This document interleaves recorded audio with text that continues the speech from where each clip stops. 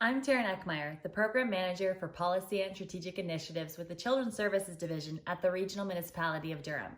I'm also the co-chair of Durham's Best Start Network Research and Knowledge Mobilization Subcommittee. I'm Nicole Doyle. I'm a professor in the School of Justice and Emergency Services at Durham College. I'm also currently co-chair of the Best Start Network's Research and Knowledge Mobilization Subcommittee. I'm Anne Lesage, and I'm an associate professor in the Faculty of Education at Ontario Tech University in Oshawa, Ontario. I am a member of the Best Start Network, and I act as a university representative and a researcher. I'm Corrine McCormick Brighton. I'm a professor in the Early Childhood Education program at Durham College.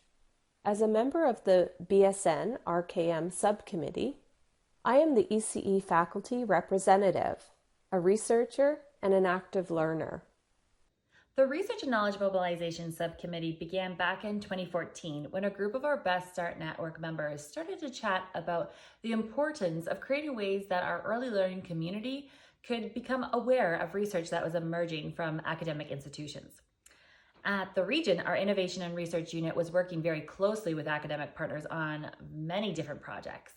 And so the manager saw an opportunity. There was a way that we could connect the scientific evidence to daily practice through collaboration, co-production, and partnership.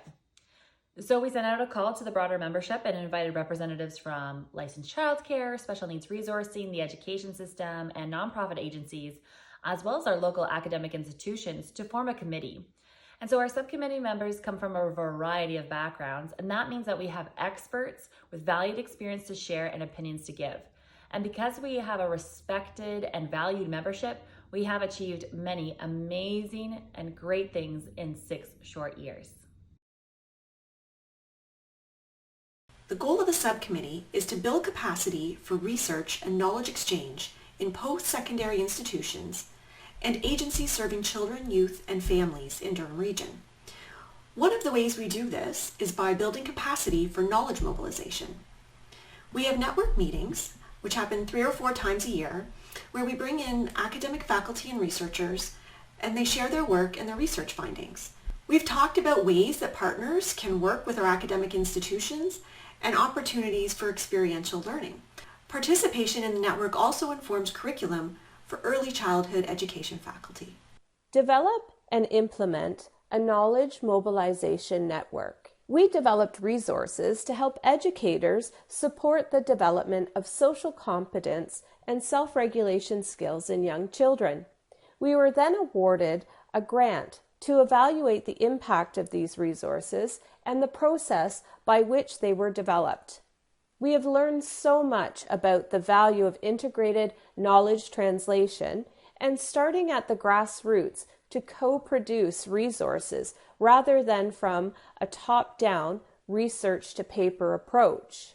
The grant awarded was the IIF, the Innovative Initiatives Fund, and the purpose was to foster collaboration between Durham College, Ontario Tech University, and community partners such as the Region of Durham and early childhood centers in Durham. A few of our objectives were to critically evaluate the effectiveness of a knowledge dissemination resource intended to inform early learning practitioners about the findings of the early development instrument, as well as the creation process to ascertain best practice recommendations for developing similar resources, to engage early childhood education faculty and students and ECE community professionals in the research process, expanding collaborations with community partners in research and the student learning experience. The IIF is meant for collaboration,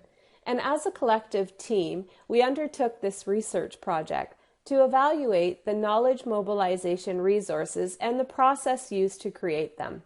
The project provided valuable feedback to the future activities of the subcommittee and achieved the goal of developing collaborative working relationships between our post-secondary institutions and the community. The third goal of the subcommittee is to facilitate community-driven research. We've been doing this since our inception in 2014 in both small and more elaborate ways. Most recently, we received a Tri-Council grant allowing us to engage in a community participatory action research project, which we are very excited about. We will be working with community partners to co-create resources for educators and for parents to support preschool children's social competence development. The focus on social competence was driven by our community need as it emerged from our regional EDI data as an area of vulnerability. However, like many others in our situation, we had to reimagine our initial project in light of COVID-19 restrictions. The restrictions didn't allow us to meet face-to-face with our community partners as childcare centers were no longer an option. Consequently, we are working towards a new goal to co-produce resources with and for educators and parents to help cope with the potential impacts of COVID-19 on children's social competence. We will be working virtually with educators, parents, and practitioners. What are some of the challenges we face? Well, time. Well, actually, lack thereof time. Time is always a challenge when you're working on any research project, but it's exacerbated when you're working with multiple partners from different organizations, each with competing workload commitments. Nonetheless, we always manage to find the time to work together as we see value in the projects and in the partnership. We also have different perspectives and some divergent agendas, but again, we can always compromise and find significant points of convergence to focus our time and our efforts. What are the benefits and strengths of this community partnership? Well, there's many of them, but one is just being allowed to work with multiple community partners allows us to share our collective knowledge and our collective perspectives. We each have the strength and a subject matter expertise that we bring to the table. So each member of the team has something unique to offer, but it allows us all to grow in new and exciting ways. I've experienced many benefits of this partnership, such as continuous learning, as we collaborate, applying theory to practice and uncovering some mentorship opportunities, challenging individual ways of thinking and doing from a siloed approach to sharing and experiencing multiple perspectives, resources, and ideas. Well, the way I see it, solving complex problems is like doing a puzzle, and no one person has all the pieces. So with this collaboration, we are actually bringing the pieces together and truly harnessing regional knowledge and expertise to come up with innovative solutions to problems. We share in the success. As good partners do, we appreciate each other, and no single agency takes responsibility for the hard work and owns that reward. Our successes are truly shared among the community.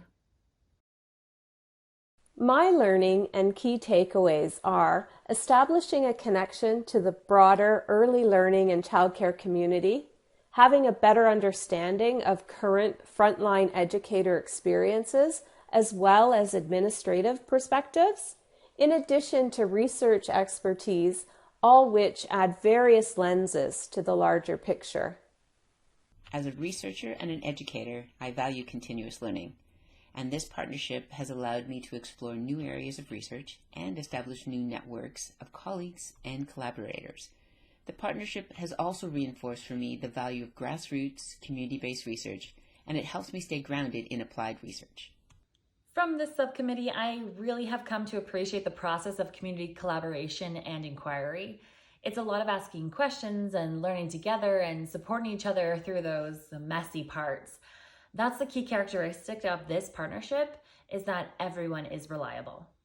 Working with so many different people with diverse backgrounds, diverse working styles, and so much expertise is very rewarding, and it's also a lot of fun.